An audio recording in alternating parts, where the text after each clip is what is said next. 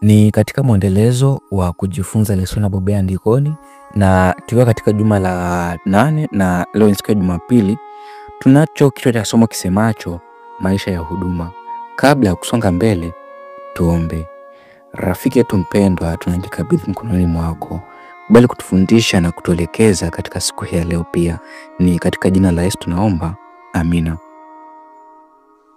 Ikiwa ungekuwa na sura moja tu ya kuelezea Yesu ni nani, Marko 1 inaweza kuwa chaguo kamili. Injili ya Marko ni kitabu chenye mwendo kasi kinachoangazia nguvu za Yesu juu ya dhambi na uharibifu wa kibinadamu. Na sura ya kwanza inatoa kweli 4 za thamani kuhusu Kristo.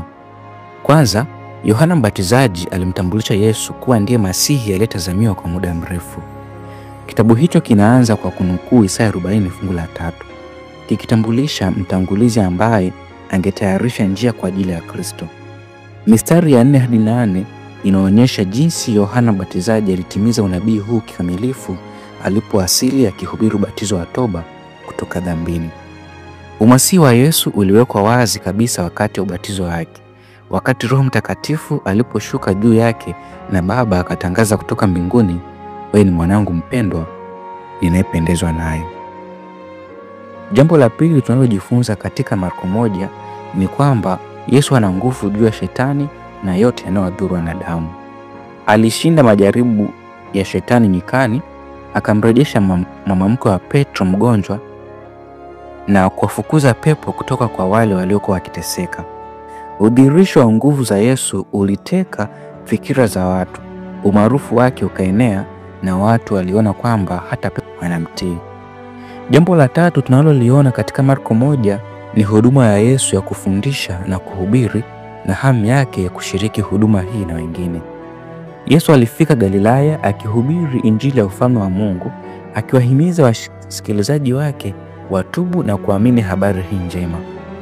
Huko kando ya bahari ya Galilaya, Yesu alianza kuwaita wanafunzi wasaidie katika huduma yake, akionyesha kwetu hitaji la ushirikiano katika kazi ya kutangaza.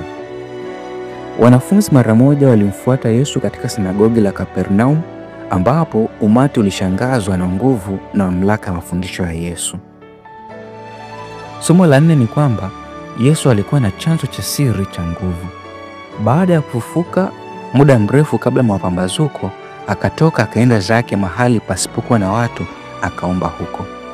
Katikati ya maisha yenye shughuli nyingi ya huduma ambayo bila shaka yalimchosha, Yesu aliamka asubuhi na mapema ili kuzungumza na Baba ili apate kulishwa na kuongozwa kiroho.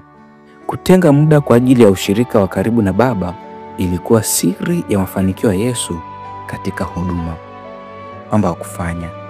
Kariri aya yako unayopenda kutoka Marko 1, iandike mara nyingi ili ikusaidie kuikariri.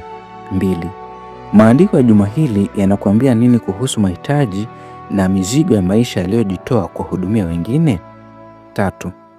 Unafikiri ilikuwaje kwa wanafunzi kumwangalia Yesu akifanya huduma? Uwe na wakati mwema na Bwana akubariki.